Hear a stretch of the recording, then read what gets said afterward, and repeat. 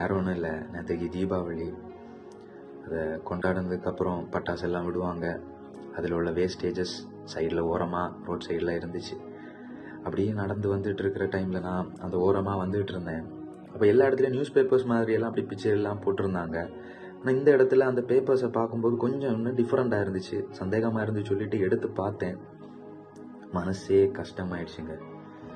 பாருங்கள், நம்ம பைபிளில் உள்ள பேப்பர்ஸ் அதில் கிடந்துச்சு. எனக்கு அதிர்ச்சி ஆயிடுச்சு.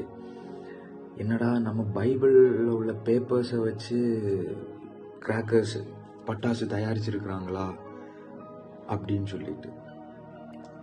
ஆண்டோடைய பிள்ளைங்க, இதுக்காக நம்ம பாரத்தோடு ஜெபிக்கணும்.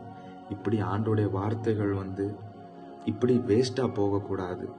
ரோட்டில் அது ஒரு குப்பையாக அந்த இடத்துல அது கிடக்குது. இதுக்காக நம்ம பாரத்தோடு நம்ம ஜெபிக்கணும்.